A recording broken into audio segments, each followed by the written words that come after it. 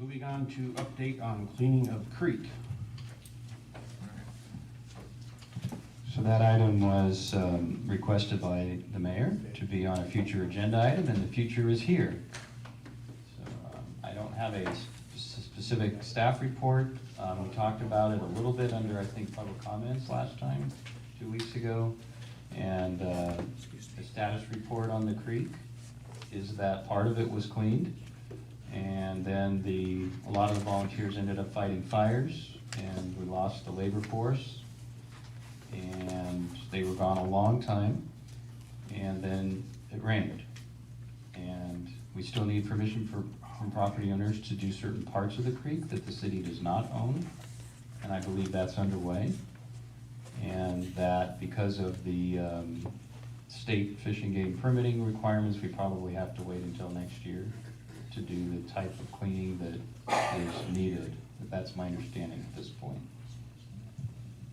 Well, there was supposed to be, the creek bed bottom was supposed to have been pushed up to the levee from the bridge all the way to the dairy hole, and that was actually in the motion of getting done, and then we lost our past city manager.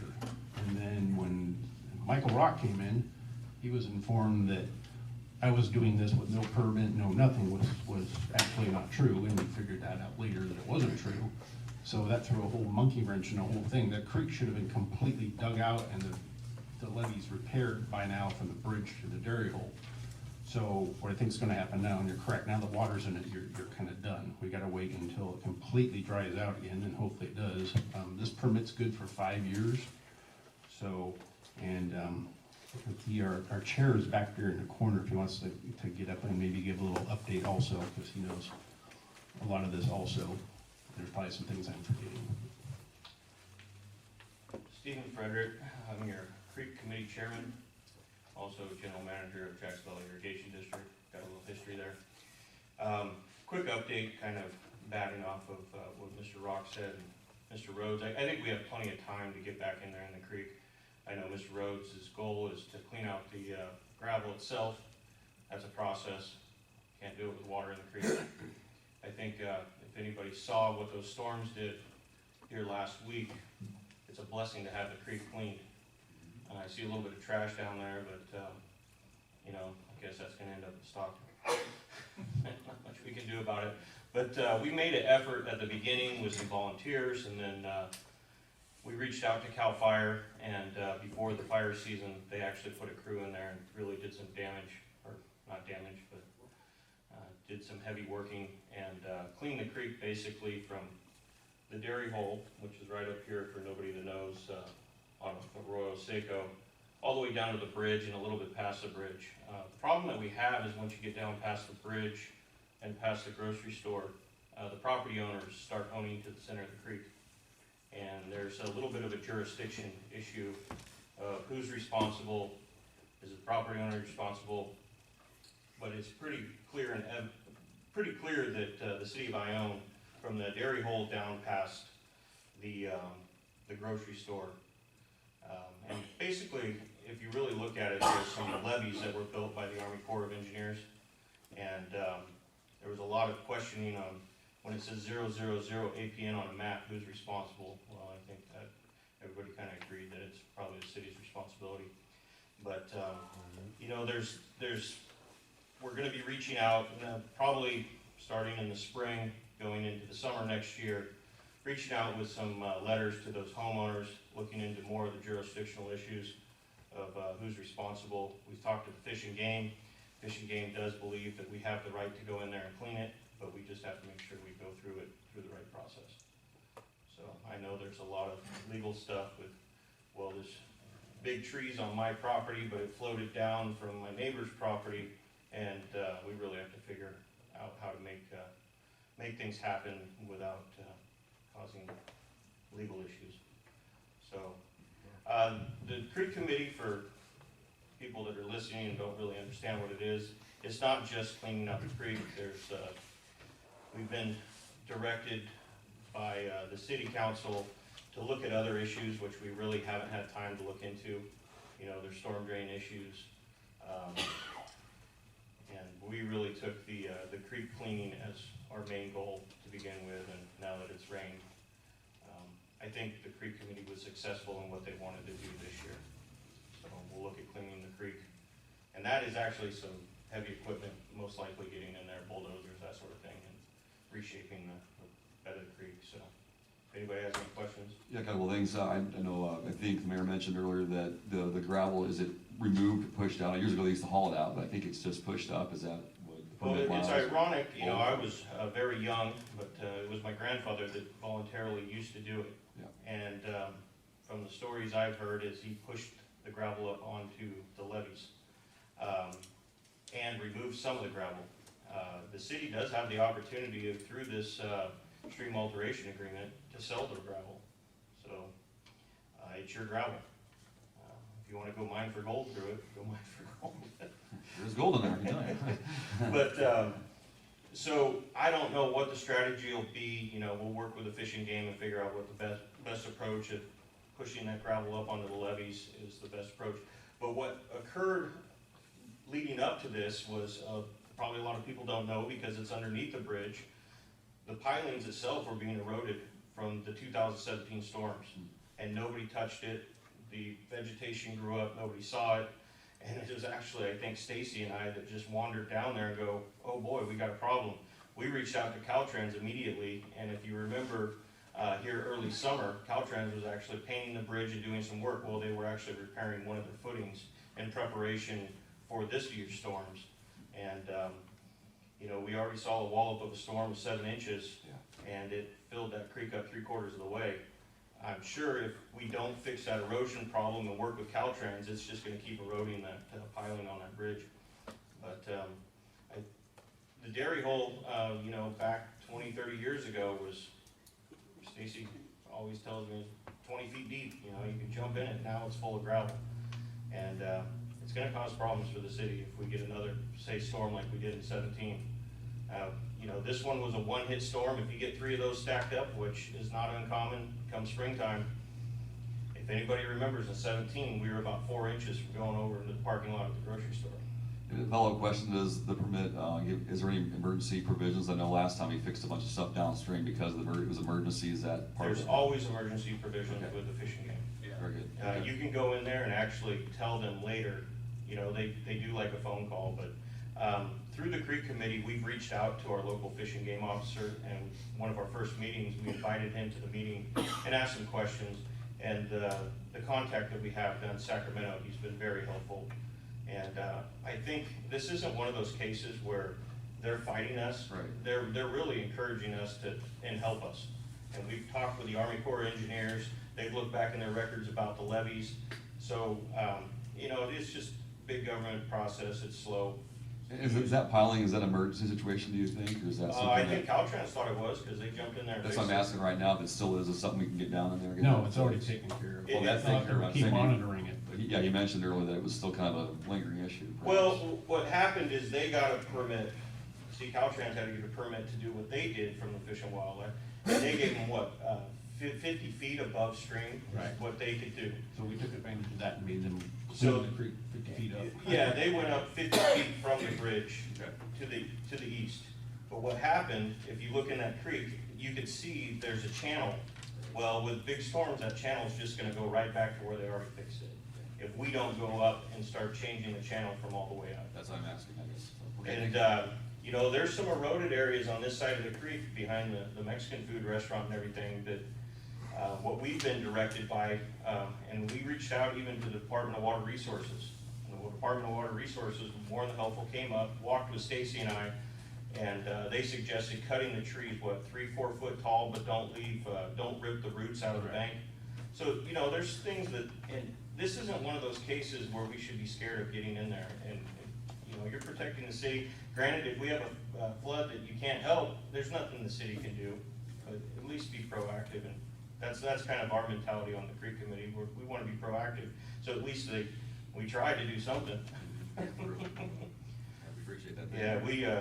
it was getting bad, you know, it sat there for 15, 20 years, and I think it looks a lot better. I hear a lot of comments from people saying, you know, it's nice to see water flowing through the creek, but unfortunately, we got a little trash out there that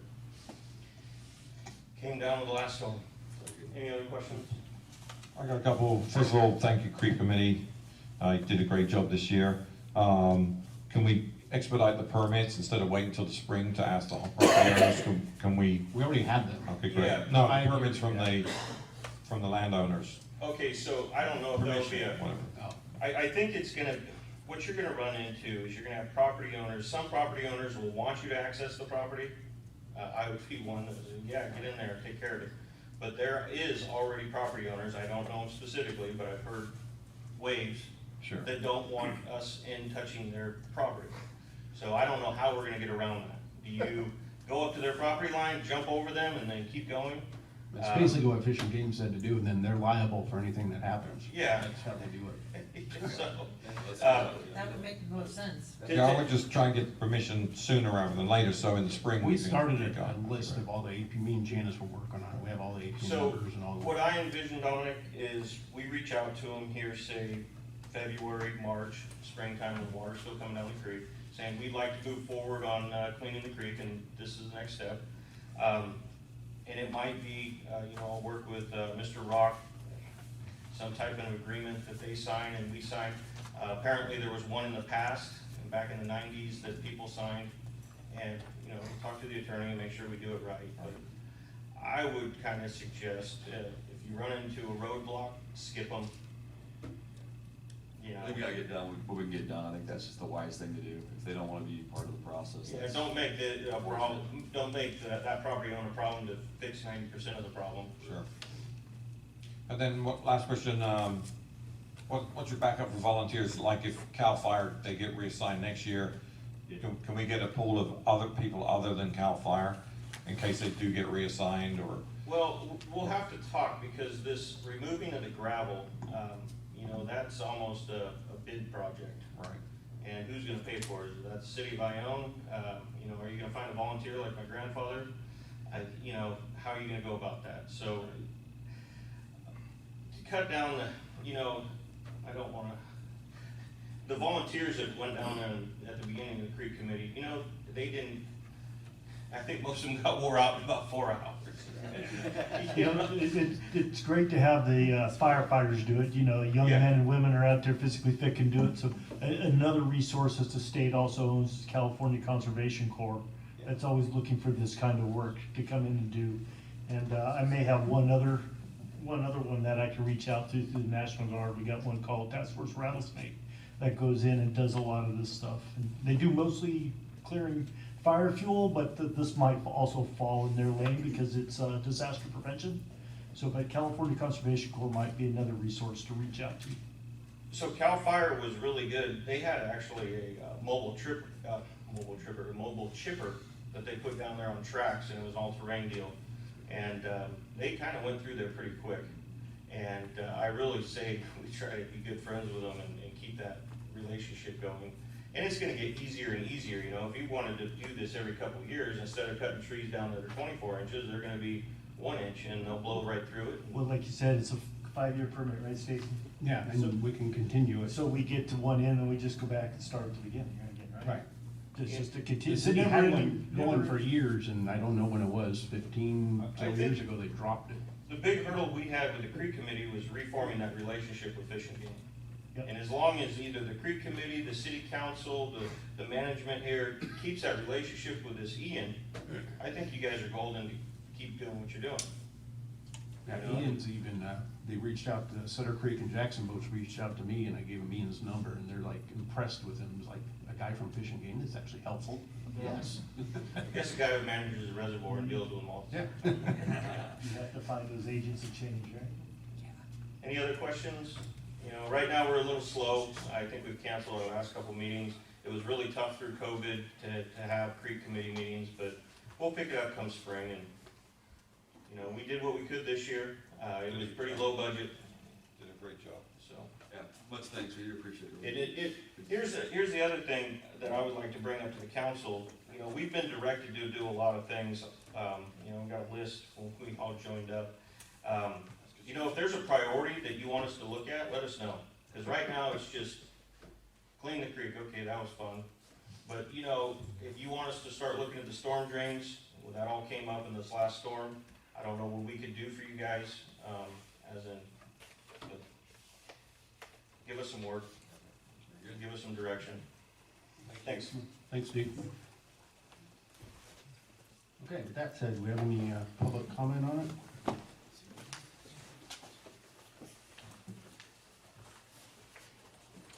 Gary Thomas, 125 Maple Street, which borders the creek.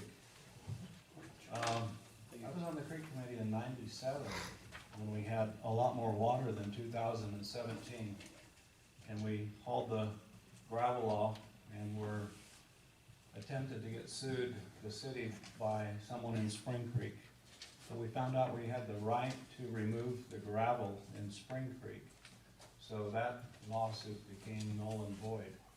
But we also we took the gravel out on that bend, that long sweeping bend down there, and removed that over to where Poppy Lane now is. So we had a short haul process, but we actually contracted, we got permission with FEMA understood it, Fish and Game gave us the permission to go in there, and then we short hauled the gravel up to Poppy Lane was right there. And that's all gone away now, so from the dairy hole up to my place is still have trees and vegetation and next year's gravel. Guess what? So the likely place for a good project is to remove the gravel and the trees and short haul it across the road to Amador Ranch where nobody lives. So that might be a good project there as well. So, thank you. Thank you, Gary. Any other public comment?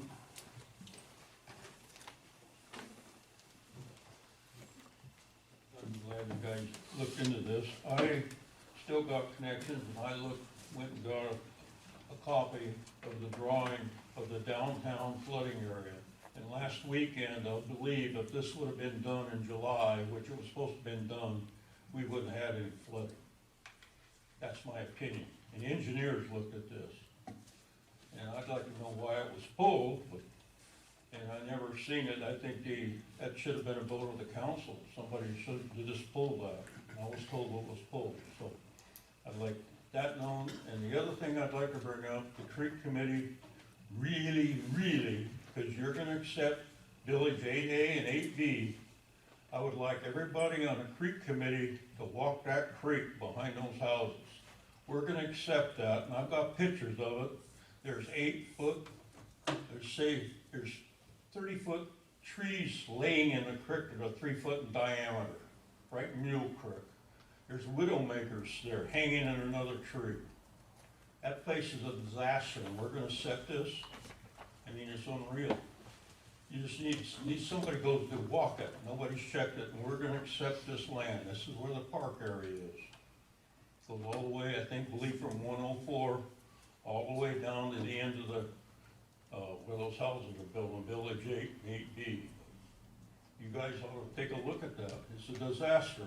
We're gonna pay dearly for it. Thank you. Thank you. Any other public comment?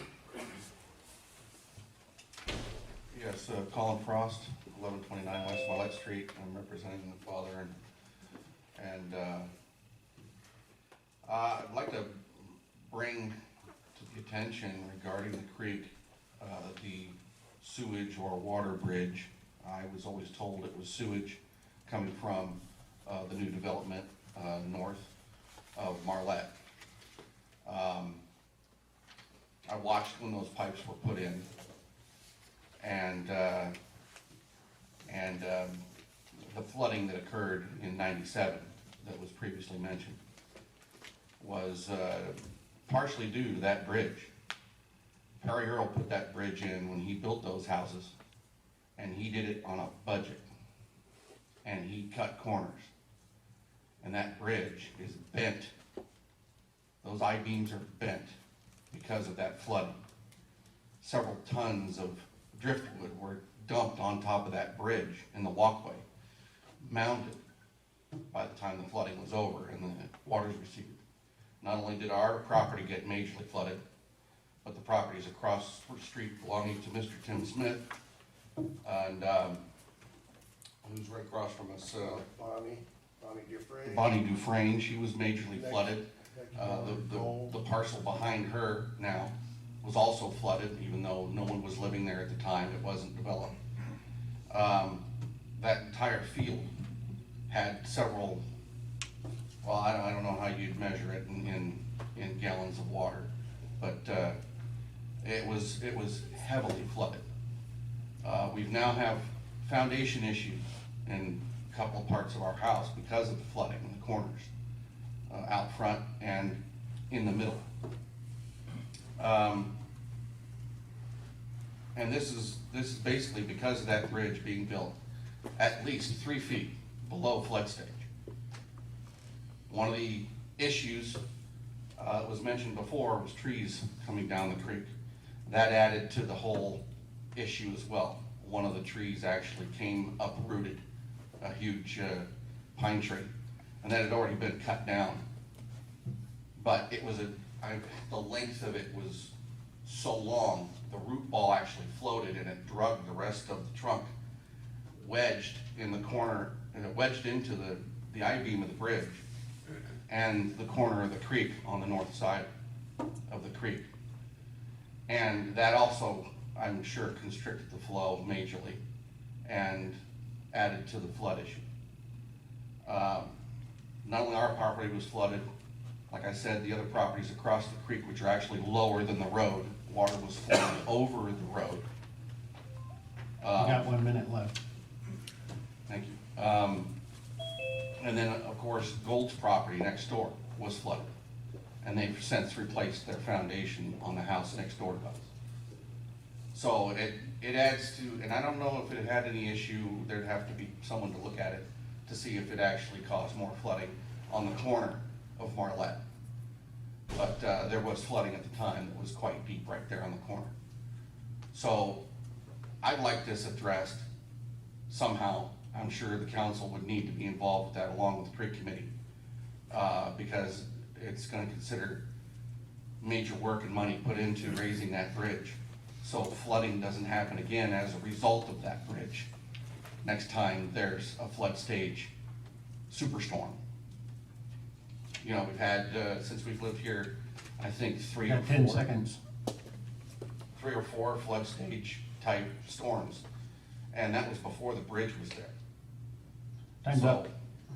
it'll happen again. I'd like this looked into, and our family would greatly appreciate it. Thank you. Thank you. Any other public comment? Anyone on Zoom? No? This will be really quick, Mayor. Well, I really appreciate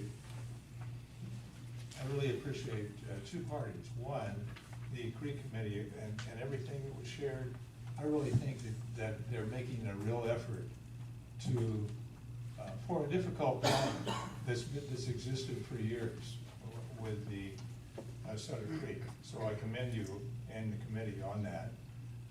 The other is, I commend property owners that have had to deal with problems like Larry Rhodes has mentioned over the years. And I really commend them, and in some cases, patience for several years that these things have not been taken care of.